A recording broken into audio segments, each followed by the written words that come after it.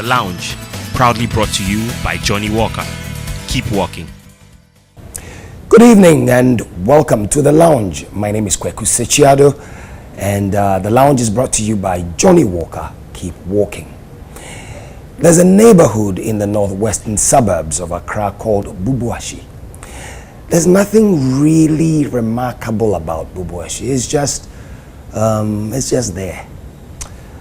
Of course, there are the usual little wooden kiosks along the narrow streets, stocking provisions, like most other places in Accra.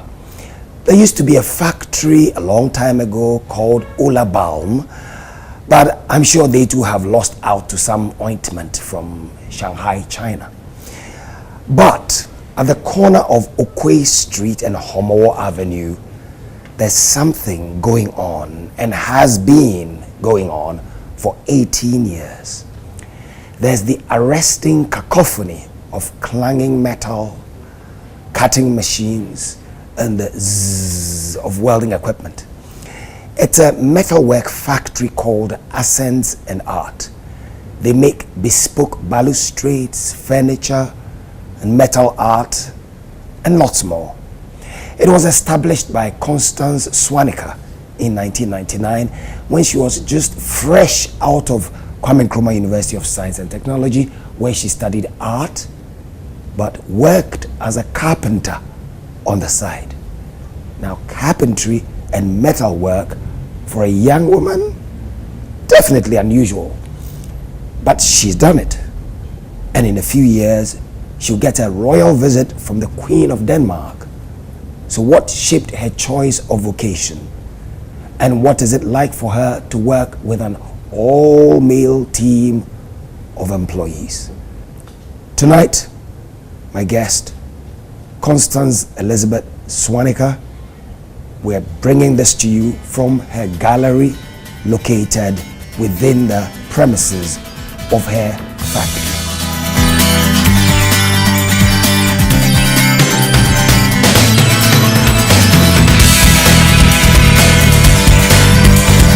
Welcome to The Lounge, and thank you so much, Constance, for this opportunity in this colorful place. So let me try to describe it.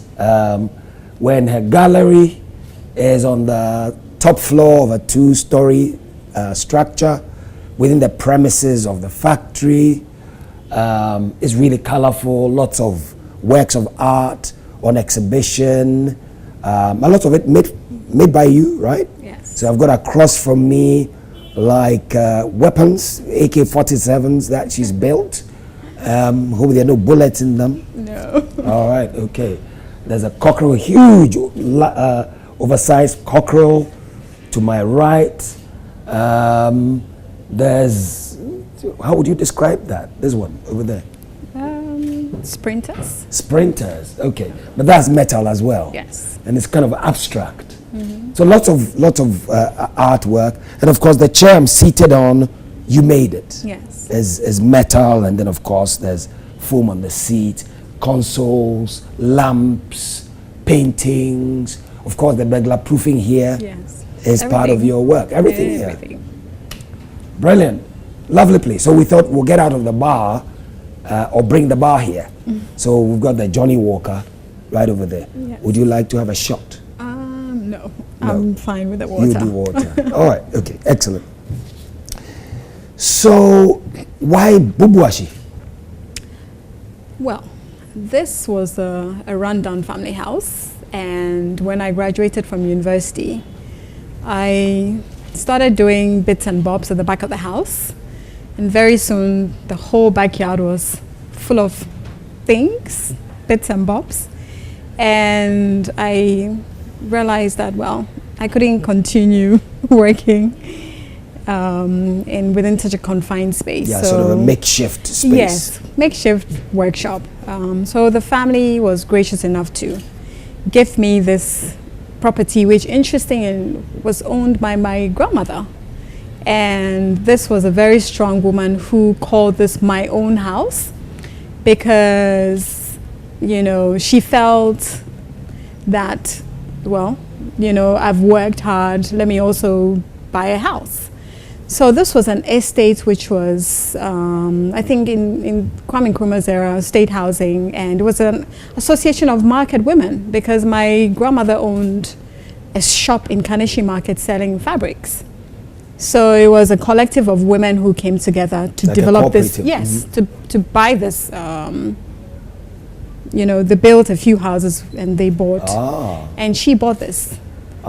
So the cooperative, the cooperative of market women in Kaneshie built about 10 houses. 10 houses. Yes. Okay. And this is one of them. So she calls this my own house. As in her own house. Her own house. No money from her husband, but this is money that she had saved, and she bought this. But it was dilapidated. I mean, the whole family had moved into the suburbs, and so they graciously allowed her to, to use here, and here we are today. Excellent. And so that's how you came into Bubuashie. Yes. Okay. What were you doing in, how did you stray, if you did stray, into a carpentry workshop when you were studying at the university, when other women, I suppose, were having their nails done? Well, when I entered USD, well, it was USD then. Yes. And now KNUSD. In '93, there was lecturers went on a year-long strike.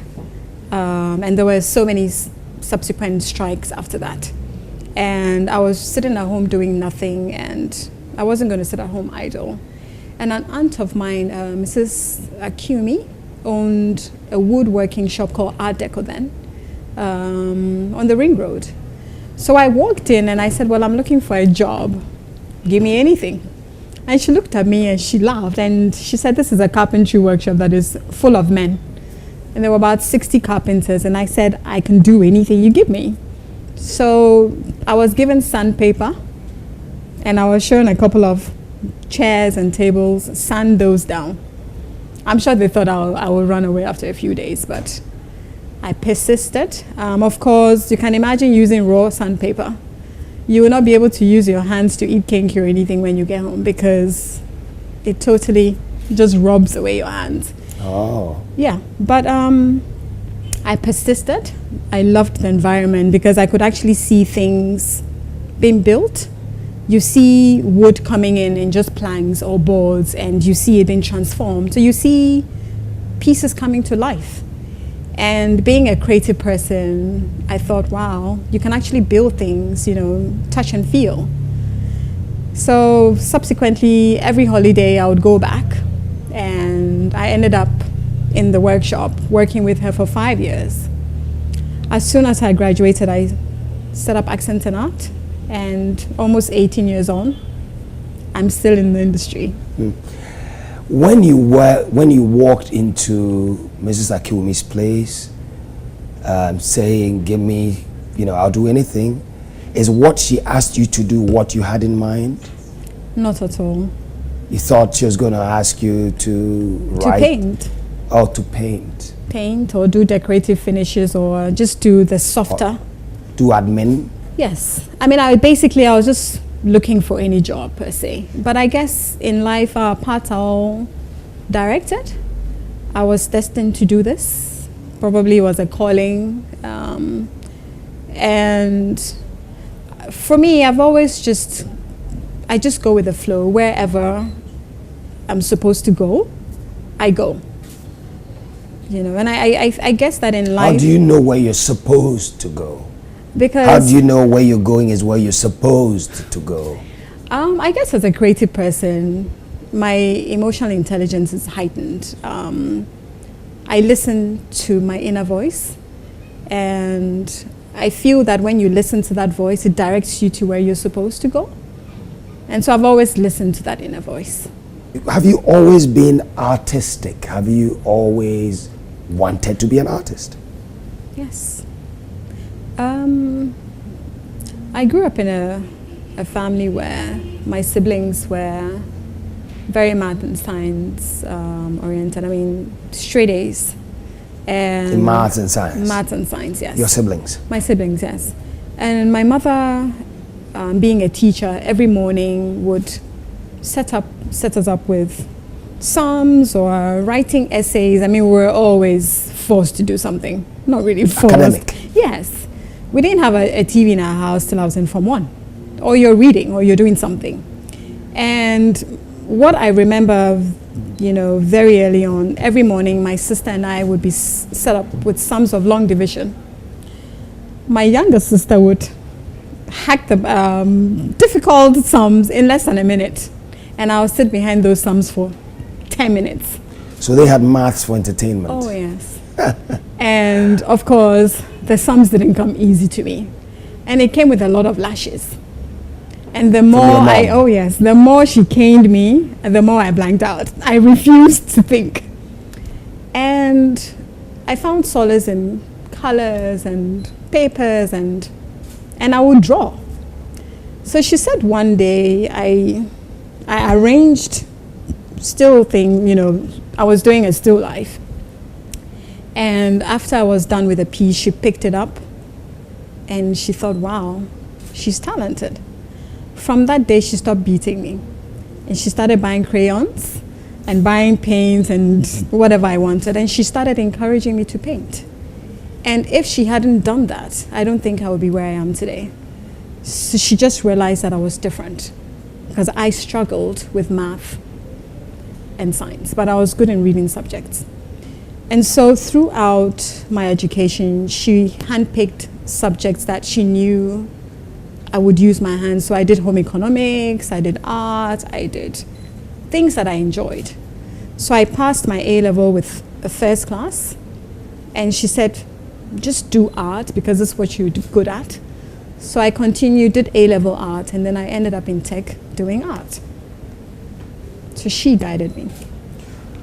But the maths is not been entirely, or what little maths you learnt. Yes. It's not been entirely wasted because surely in the work you do in this place, making window, burglar proofing, gates, balustrades, all the things you're making, you're measuring. It's maths. All right? It's in a maths. practical manner. Yeah. So now I understand maths in a practical manner. So you see, I think sometimes the educational system is too rigid. If she had taught me maths in drawings and explained that proportions, I would have understood it practically. So what we do here is actually a lot of maths. Right. Because you've got to get it straight. Exactly. You've got to get it right. Exactly. You've got to get the symmetry right. Exactly. If you want it to be symmetrical, Exactly. unless of course you want to defy symmetry. Yes. So as an artist. It is a lot of maths, and nature is maths. Right. Proportions, everything. If you distort one thing, there's no shape. Right. Yeah. Unless that's your intent. Exactly. So now I do know, I understand maths because I understand the language of maths in a different way. So my interpretation of maths is so practical and so visual to me. Yeah. So talk to me about, how this place started. So you moved in here, okay, so you started in, makeshift at home, then you moved your knickknacks and your little tools and saws and whatever else you had and hammers and stuff, and you came into this place. Then what? So it was one room, which was my office and my showroom and everything, and a makeshift shed at the back of the house with 2 workers and a few hand tools. Workers, 2 men? 2 men. My mother gave me a small loan of $3,000, and that's how I started this company. Still doing little knickknacks for friends and family, and that's how it all started, really. So what were you making? More decor pieces, table lamps, bits and bobs, small ticket items. And people started asking for more and more things, and the range of products started growing, and we couldn't say no to requests. And the more the requests came in, that was when the whole learning curve also began.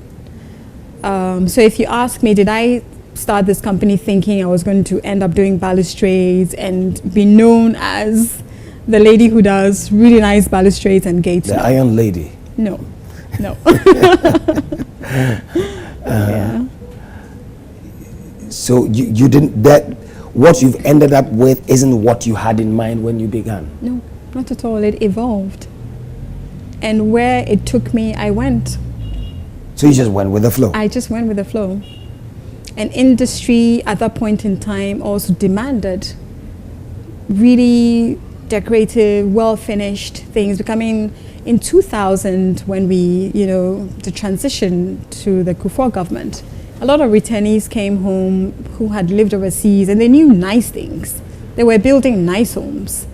Hotels were springing up, and the artisans around then were just the roadside artisans. And so I happened to also have been in the industry at the right time. I took advantage of it, and we just grew our brand very quickly within 5-6 years. So now what do you make? Our core product is metal products for the construction industry. So balustrades, gates, burglar proofing, and these are core components that will go into a project. And by default, not by default, just from, queries that were coming in and requests that were coming in. Demand, yeah. What your clients wanted. Yes, we just realized what that the market wanted. there was such a big niche for this. And so we stuck to it. And it's just grown on from there. And so we really are the market leaders in doing really bespoke metalwork. On a fairly large scale now. Yes. Because really initially large was sort of for a friend and for an auntie and for an auntie's friend, and now you're doing it for real estate developers. Yes. Most of our clients are real estate, mostly corporates.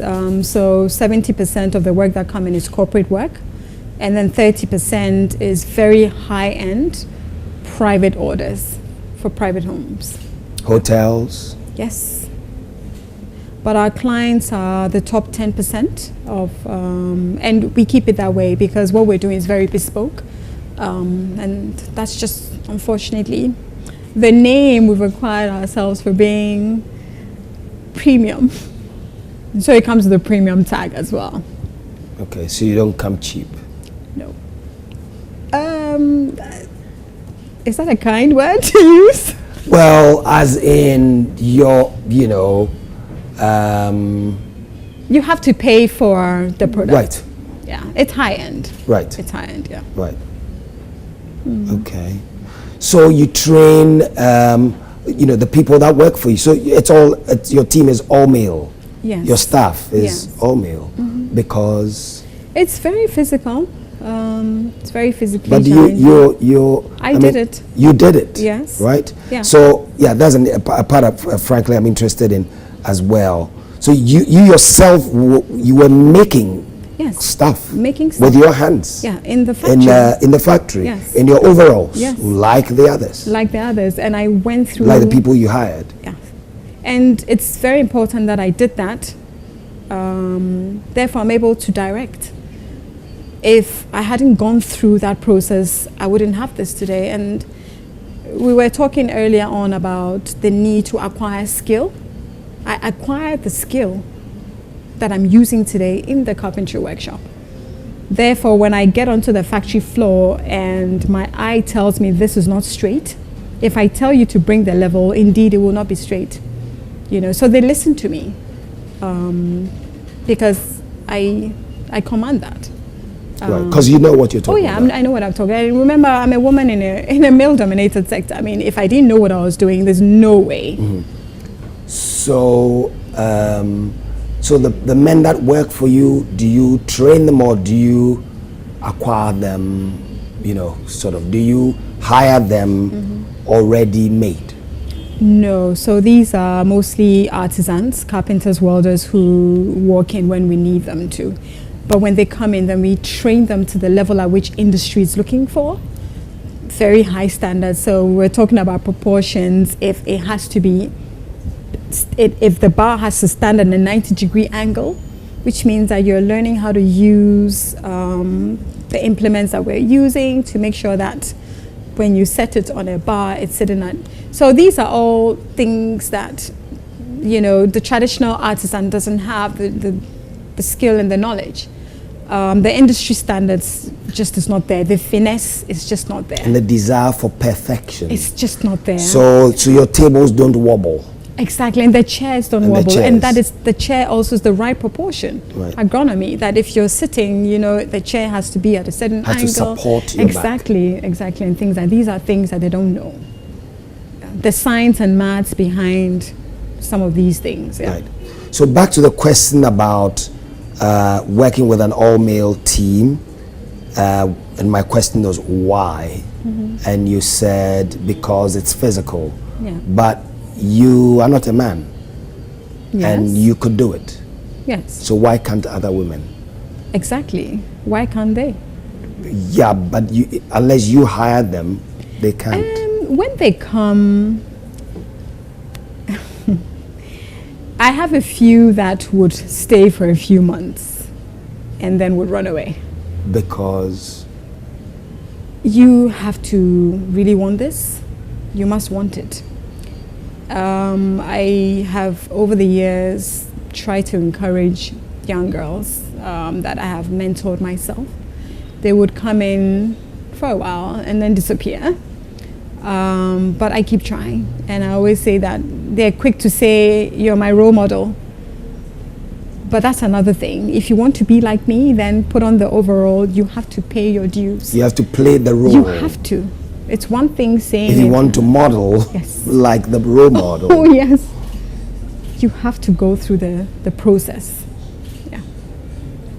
So they find it too Intimidating, physical, and it is intimidating. Because I'll tell you, when I was in school in USC, I did sculpture, which was also very physical because then you're carving and you're modeling and you're lifting heavy things. It was also very male dominated. We're only about 3 girls. And the boys would sit down and they would laugh because you have an assignment and you have to pick up a piece of log to carve. And then looking at you to see whether you pick it up. or whether you ask for help. Oh, yeah.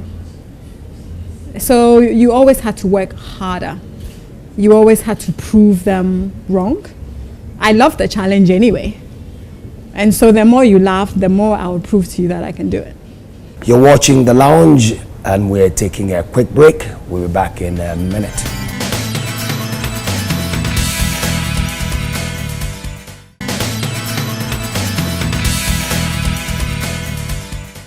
Welcome back. This is The Lounge. My guest, Constance Elizabeth Swaniker, who studied art and then took up carpentry, metalwork. She's also a sculptor, and we are in her gallery located at Bubuashie. The gallery is within the premises of her metalwork factory. Let's take a moment and toast to authentic whiskey. Let's toast to Johnnie Walker, the original taste of whiskey. Since 1820, Johnnie Walker has remained the world's #1 Scotch whiskey and has won numerous awards for excellence. This is because the impeccable formula of distillation has been jealously guarded over the ages, thus its distinctive taste. Johnnie Walker comes from an intricate blend of a wide spectrum of carefully selected flavors, giving it that unique taste savored by millions all over the world. So let's toast to the unquestionable taste of whiskey, Johnnie Walker, the whiskey the world knows best. Johnnie Walker, keep walking. Drink responsibly, not for sale to persons under 18 years and pregnant women. So the girls come here, a few that you tried, and then they feel intimidated. They don't want to be in overalls and have their nails break and so on until they leave. Yeah. But why were you different? I mean, when you went into that Mrs. Akumi's workshop with 60 men, you know, working away and you blended into it. I mean, how come? What is it? We were sharing the same toilet with them. Yeah, that was the hardest, but I did it. Why? I wasn't going to give up because this is what I wanted to do. It was the path that I chose for myself. I love what I do. I passionately love what I do. This is my life. Your mother was, or still is, she's what, 80 something? She's 74. She's 74. And she's a teacher in Botswana. We'll talk about her and growing up with her in a while. But your father was a judge, correct? Yes. In Botswana. Botswana, yeah. So what is it about your upbringing,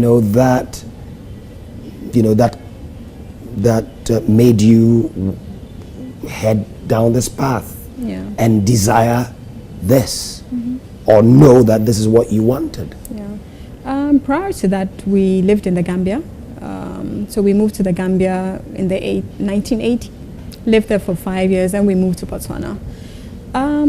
We went to international schools right from the start, and we had international teachers. I find that exposure really exposes you, and growing up in different countries, to be fearless, to see the possibilities of what otherwise growing up in a very confined environment would do to you. And so I didn't see myself as a girl, you don't play with boys, culturally you don't do certain things. I even understand that culturally women are not supposed to work with metal, because we're not supposed to work near fire. I didn't know all that till I came to Ghana. Yeah. So, okay.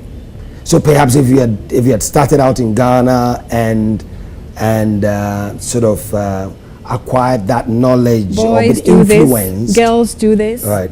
Girls do certain things, boys do certain things. There's no role interchange. I probably would have had a different outlook. You also spent some time in Zimbabwe. You went to boarding school in Zimbabwe. Yes. Which years were these? 83 to 85. Okay. In Harare? In Bulawayo. Bulawayo. Yeah. What was Zimbabwe like?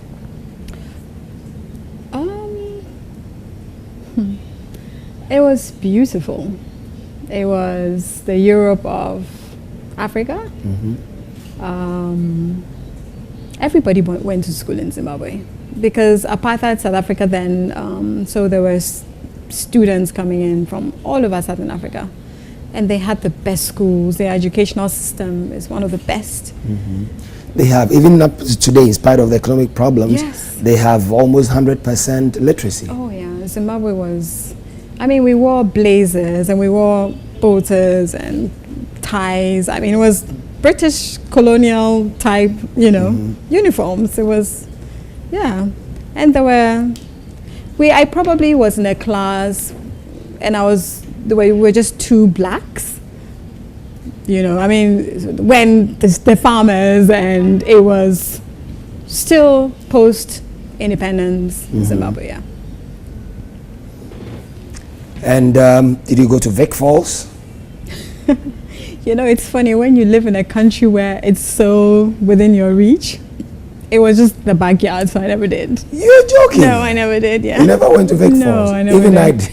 Yeah, I know. spent all of as one a tourist. week, of course, as a tourist. Exactly. But you lived there. Yeah. Don't worry, it happens to everybody. I mean, the people living here, Yeah. living on High Street who haven't been to Kwame Nkrumah Mausoleum. Exactly. But it's a beautiful country, isn't it? It is. It is. Of course, Mugabe was president at the time. Yeah. And then we started seeing friends that we grew up with leaving.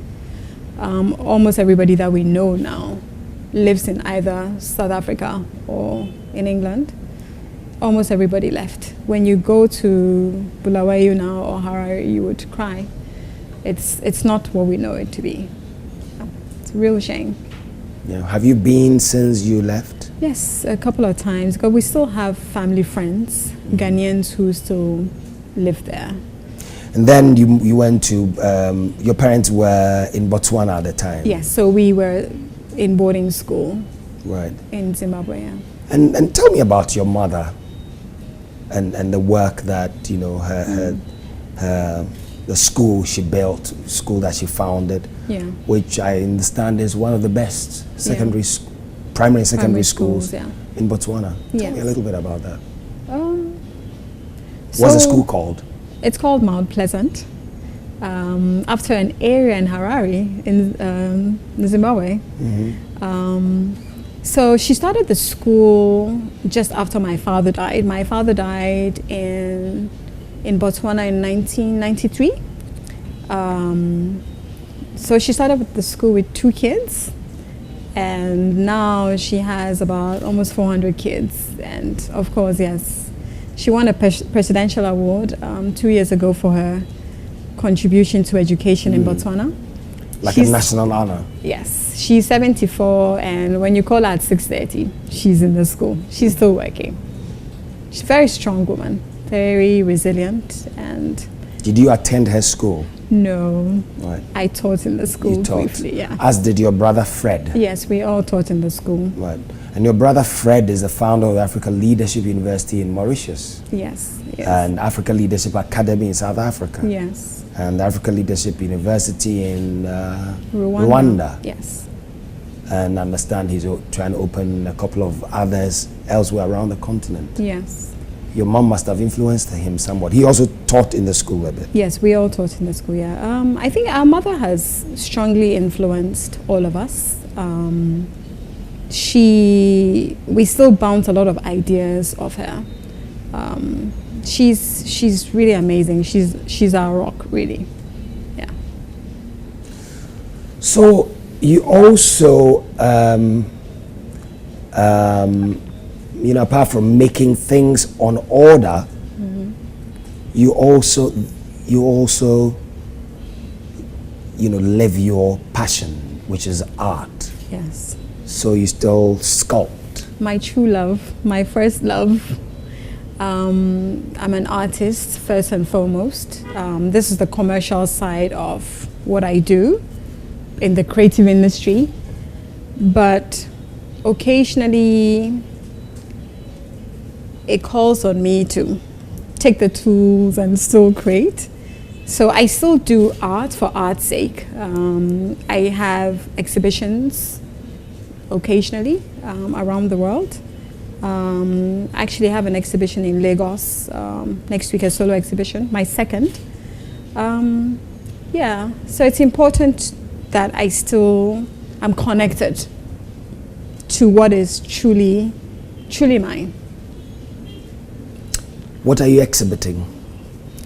The exhibition is titled Echoes from the Past. So just living my life, or reliving my life, the past few years and what I've really gone through.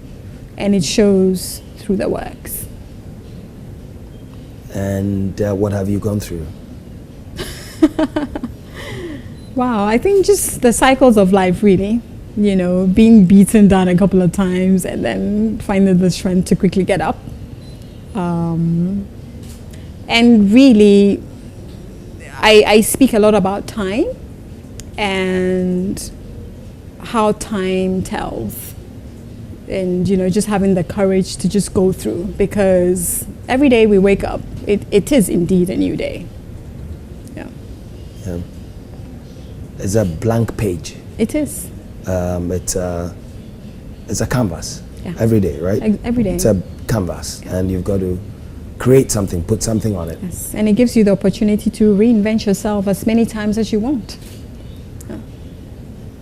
Yeah. Okay. What do you what material, what's the term, what you artists call it, what medium do you sculpt in? Still metal. Okay. Still metal. Abstract, your works? Yes, some of them are abstract, some of them are a bit realistic pieces. As I started working with metal, I fell more and more in love with it. It's such an interesting medium to work with. It's so malleable that it lends itself to anything, really. And it works with you. And so this is the medium that I have grown to love, and this is the medium that I use. Wood? When in my pieces, no, it's just mainly metal. Yeah. What sort of pitfalls have you had? Have there been times when you wanted to just give up and go find a job, a 9 to 5 and earn a salary? No, never. That is not an option. It's never been an option. I'm a talented person who can hire me, really. Who would want to give an artist a job? Artists don't have 9 to 5 jobs. And I always say that artists make trouble. Yeah, we're borderline mad. My mother looks at me and she says that, this one. Yeah. So messages on Facebook and WhatsApp for you. So Elom Obenechi says, it evolved where it took me, I went. That's a good example of listening to your environment, learning a lot from her, he or she says. Beautiful interior, really inspired by her story and growth. Well done. Thank you. Message from Elom Obenechi. Regina Tete says, she's one woman I admire a lot. In fact, she's a strong woman. She's my role model. You're invited to come and work here, Regina. Way back at Mateko, when I told myself I want to be like her. My dad used to be her personal driver. Auntie Constance, we love you. So this is from Regina Tete. You know her? Remember her? Yes, Oh, you do? well, okay, yeah. so she knows you. Taye, I'm not sure whether I'm pronouncing the name right. But anyway, he or she says, always great to watch this man. Well, what is great is the people who come on the show. They make the show, not me. I'm just a tool. I'm like the microphone. I'm just an instrument. How many men do you employ now? How many people do you employ now? We have a staff strength of 40. Okay. Yeah. And you're exhibiting in Nigeria, and you have done that a couple of times in Nigeria. Well, my last exhibition was at the UNESCO in Paris for International Women's Day.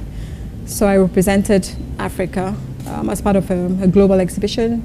I've exhibited in Germany, I've exhibited in Lagos, and again Lagos. I have pieces in people's homes all over the world, and yeah. And how much can I afford your work? How much are you selling? The exhibition you're about to do in Nigeria, what's the lowest price tag or the average price tag? 5,000 USD and upwards. 5,000 US dollars. And upwards. And why Nigeria? Nigeria, good question. Is the biggest art scene. Nigeria has in gone, Africa? Yes, Nigeria has gone global. You have the Tate Modern, you have Bonhams coming there to do major art auctions. A lot of the major big buyers are based in Nigeria. Of course, you have to understand it's a much bigger market. There's a lot of wealth. And so when there's a lot of wealth and people have disposable income, they start buying art. Art is an investment. We had a discussion earlier where I was telling you that African art is now selling for $1.5 million. Yes, piece. you actually showed me the lady. The Ghanaian artist. Yes. Yes, based in the UK. Then we have El Anatri, who's Ghanaian based in Nigeria. His pieces are going for millions of dollars. Yes, yes. And, you know, these are sought pieces. So as an artist who also aspires to get to that level, it only makes sense for me to be plugged into that art scene. And so that's why I choose to go that scene if I want to go global now. A few days ago, a piece of a painting by Leonardo da Vinci sold for almost $500 million US dollars. A 500-year-old painting, actually, for a little over 400 million, but you know, a 500-year-old painting. Why would somebody pay that for a painting? Oh yeah. Why? Art is probably one of, you know, for investment purposes, it's valuable because they're only one-offs. There can only be a couple of, there's only one Mona Lisa. And these are, you know, pieces that for life. And these are pieces that tells how they live back, you know, visually. Right. So if you take, for example, Ella Natri's work, or the lady, the Ghanaian lady we're talking about earlier on, who was raised in the UK, whose work is selling for $1 million, what is it that people look out for which they would exchange $1 million for a painting to hang on in the corner of a room? I think for the art connoisseurs and people who know art, you spot pieces that would do well, and you know, would have the value would appreciate over years. So if you're lucky and you get that big break and you become sought after, then that means your value goes up and up and up. And of course, you have to understand, for a lot of artists, when you die, unfortunately, that is when you're so sought after, because then production stops. Right. Production stops. After you're gone. After you're gone. But hopefully you want to make some money. I want to make that whilst I'm still alive. So when you're sculpting, who do you have in mind? Do you have someone in mind? I'm inspired by events. I'm inspired by things that I see around me. I'm inspired by a lot of people look at my works and they're like, you're inspired by yourself. Yes. I think for me, I celebrate femininity. I think the female form is beautiful, especially the African female form. And so I celebrate that, you know. And I think probably because I work in such a male-dominated industry, you know, it's a way of reminding myself that, hey, I'm still a female, you know, and that I can never take that away from myself. Yeah. You're watching The Lounge, and we're taking a quick break. We'll be back in a minute.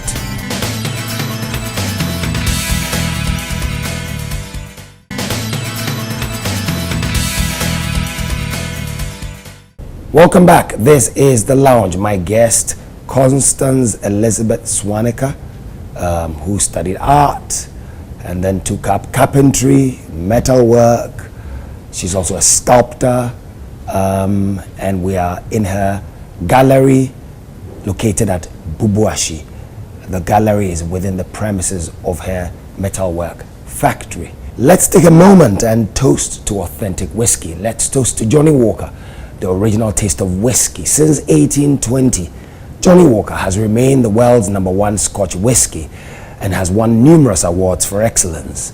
This because the impeccable formula of distillation has been jealously guarded over the ages, thus its distinctive taste. Johnnie Walker comes from an intricate blend of a wide spectrum of carefully selected flavors, giving it that unique taste savored by millions all over the world. So let's toast to the unquestionable taste of whiskey, Johnnie Walker, the whiskey the world knows best. Johnnie Walker, keep walking. Drink responsibly, not for sale to persons under 18 years and pregnant women.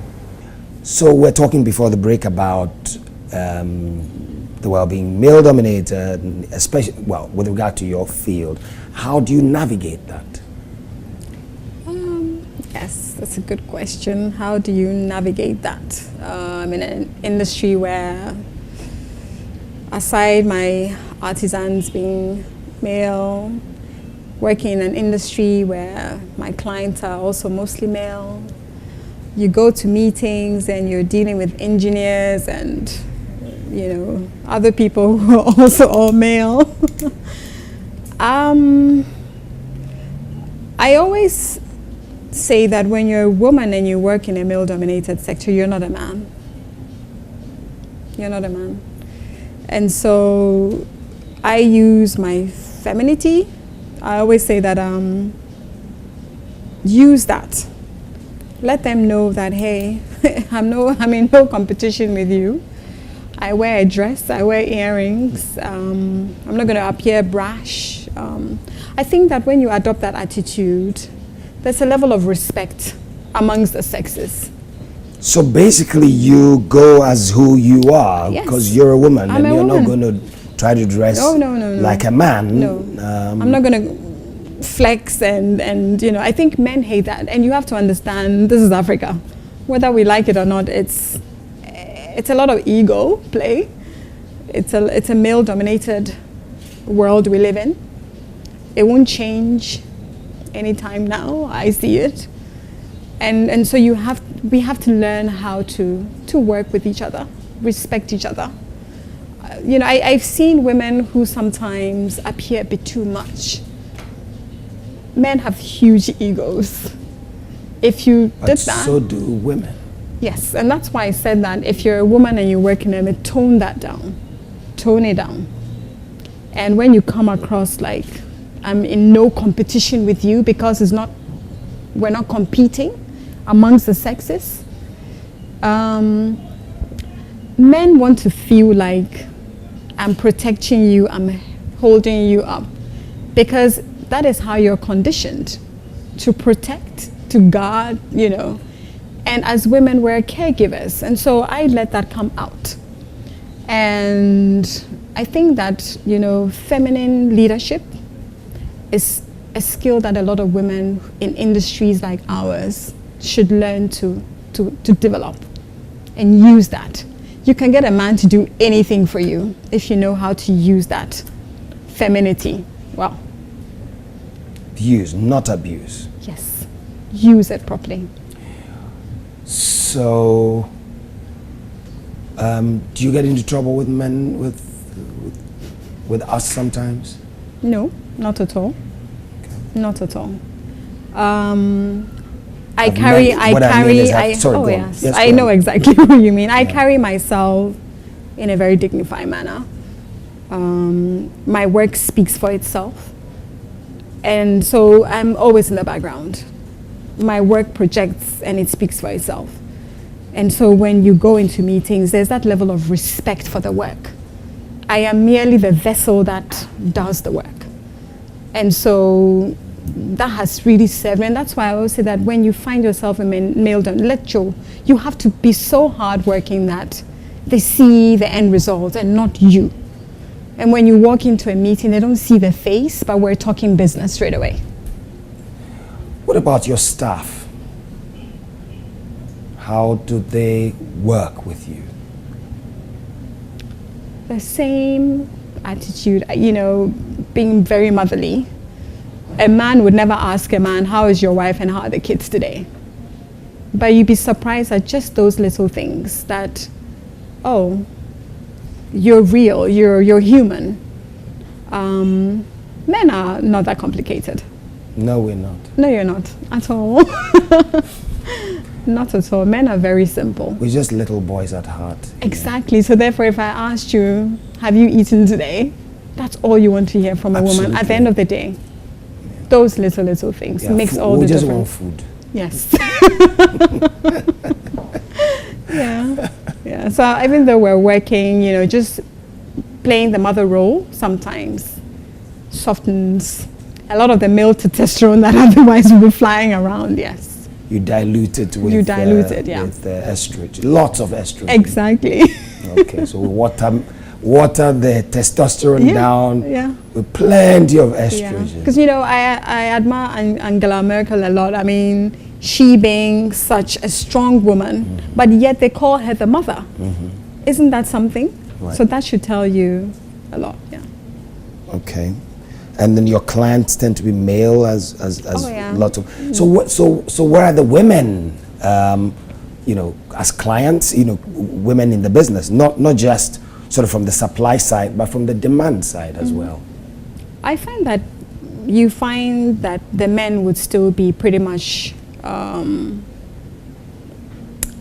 would I say, the leaders in the homes, and so financially, they would still take certain key decisions, and so somehow by default, we end up working with the leaders in the homes or in organizations who have the time.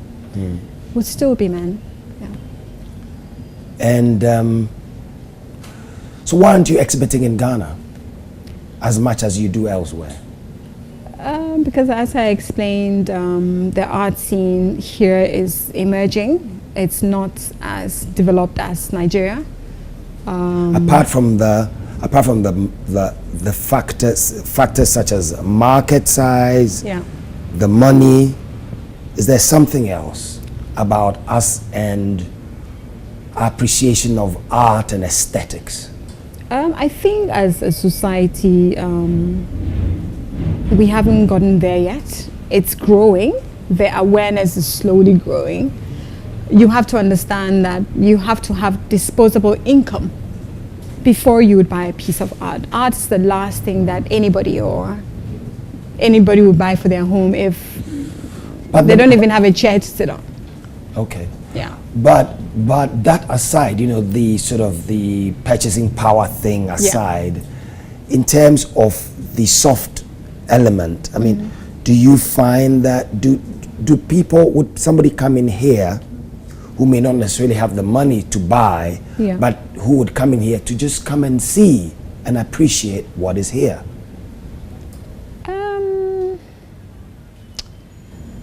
That's a tricky question. And more generally, do you think that Ghanaians appreciate art, even if they can't afford it? It's growing. We're not there yet. And why aren't we there yet? I mean, what happened to, if you look at Dinkra symbols and all the ancient art and Tikua and all of these things, there was art. There was a lot of design, but we lost it somewhere. We lost it. We don't even have museums. Yeah. We don't have national galleries. Yet when I travel, the first thing that I do is to buy a ticket to visit a museum or a gallery. Where do we have that here? And so young kids are growing up not seeing anything. There's nothing being preserved, and I think that is the missing link. I mean, isn't it heartbreaking when you're driving the streets and then you see people trying to sell you some stuff, some painting, if you call it a painting, but artwork, just sort of computer generated stuff framed from China. Exactly. And so I think government should take it upon itself to revive, our museums, the few that we have, the few historical sites that we have, and I think tag the importance to our heritage. And maybe also commission works. Yes, from local artists, and when people begin to see beautiful things, then the appreciation would also grow. And finally, where do you want to take this? What's the next stage of accents and art? And by the way, you're training people here, correct? Yes, we are. Right? You're doing work with the polytechnics and the universities. And the universities. So quickly, what do they do here? What do they? They come in here to go through the same process that I did, because academia realized that there was a missing gap between industry and academia, and so as a result of what I have achieved, they look up to us now to give students the same industry experience and to make them industry ready. And so that's you've trained like how many people? We've trained about 500 students so far, and every day we still have young people that are coming here to be trained. Yeah. Excellent. So so the next level is? The next level is to take the school to a much bigger scale. We're going through a growth process as a business as well. We're moving to the next growth stage. So the next time you come here, it'll be a much bigger factory. We're growing. We're still growing. So you've got around the corner an ICT center. Yes. And what happens Using there? a lot of software for design, 3D printing. Everything is so ICT based. And so if it's not so physical and we can get them to sit behind computers and design and print 3D forms, then that,